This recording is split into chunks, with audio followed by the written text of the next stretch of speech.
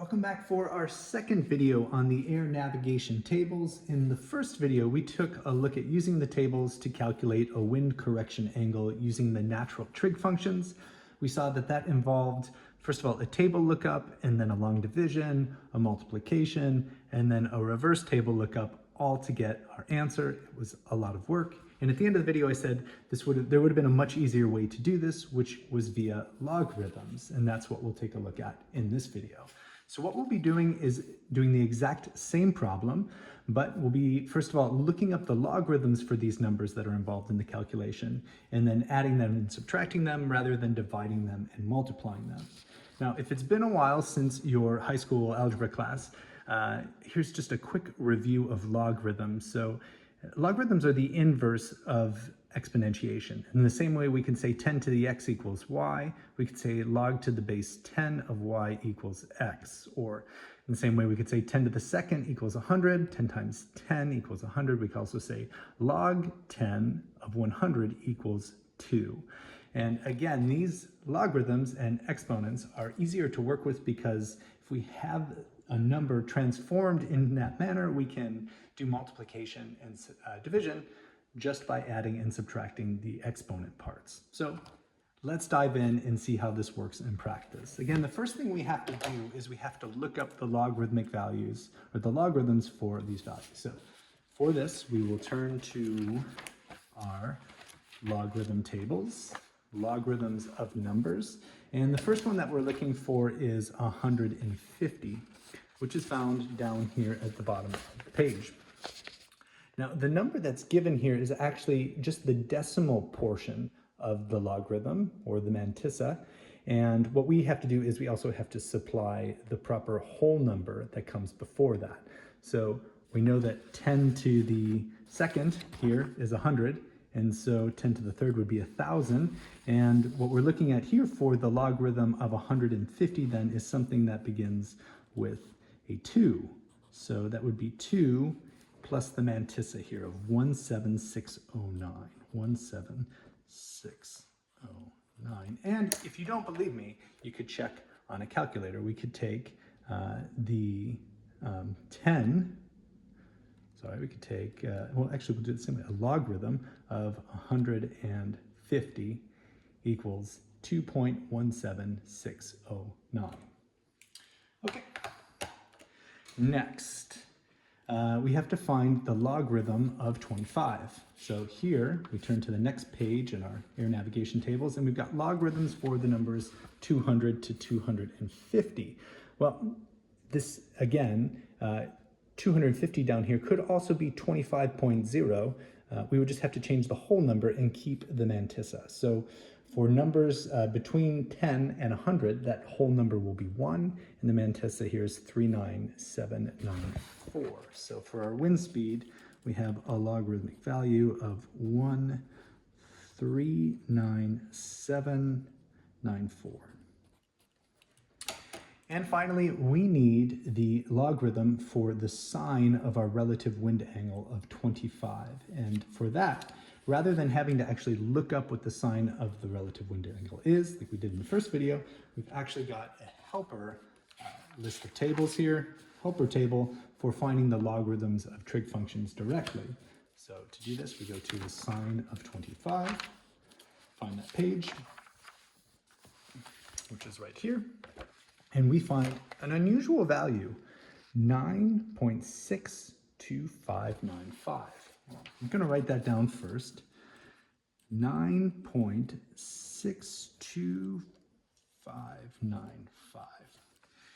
As we know, sine values are between 0 and 1, which means that their exponents, when we find what number, when we find the log of those numbers, they're going to be negative values.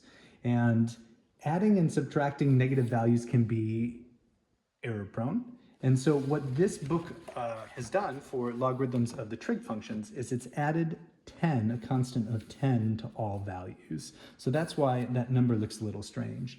Now, if we wanted to, we could actually subtract 10 and use that value. But since our formula has us both starting and ending in this table of logarithms of trig functions, we're actually just going to keep it as is.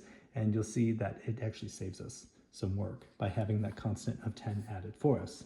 Okay, so with these values found, all that's left to do is to add them and subtract them. So division, when we've converted to a logarithm, just becomes a subtraction. So we have to subtract 9.62595.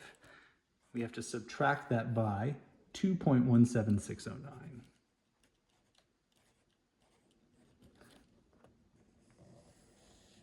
So we'll go ahead and do that. We've got 5, bring down the 6, this becomes an 8, this becomes a 9, 1, becomes a 4, 5, 4, and a 7. So 744,986. That's this portion right here, or the sine of the relative wind angle divided by the true airspeed. Then we take that value and we're going to multiply it by our wind speed. So we will bring this over here. 7.44986. And to this we will add the wind speed, 1.39794.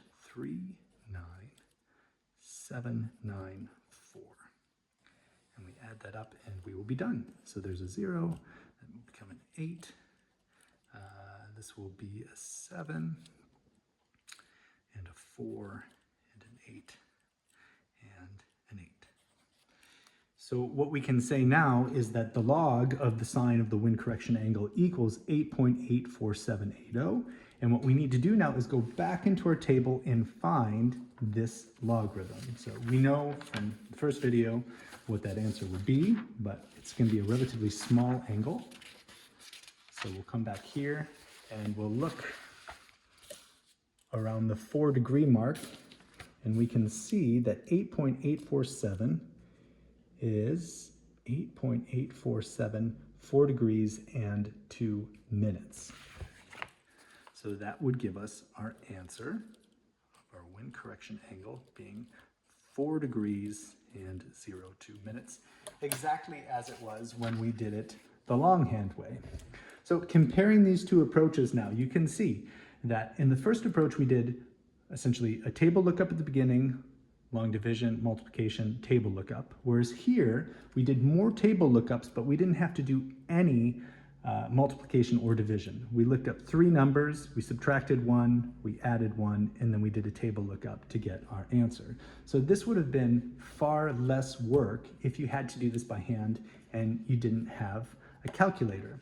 Now, you could do it with a calculator, and I think it's sort of fun to go through that process just to see how clunky this would be. So if we found the logarithms of everything, well, let's just go through the process. So the sine of 25 is here, and if we find the logarithm of that value, logarithm of that value, and we add 10 to it, we end up with this answer right here, which we saw before. Then we would subtract from that the logarithm of 150, which gives us this answer right here. Then to that we would add the logarithm of 25, which is our wind speed, which gives us this answer right here. And then in order to convert this back out, we would have to subtract 10, since that was our constant. Then we would have to take this number and raise it to the power of 10. So power of 10 for our answer. And then take that value and find the inverse sine of our answer, which would give us 4 degrees. We can convert that into degrees, minutes, and seconds, and we end up with 4 degrees and 2 minutes. I do that just to say that you can see this particular method of working with logarithms is nice and clean by hand, but it's quite clunky to do with a modern calculator, whereas before, the method that was quite clunky to do by hand was nice and streamlined to do with the calculator. And by comparing these two approaches, we can see just how computation changed within air navigation with the advent of electronic calculators. So that's all for this video. Thanks so much for watching.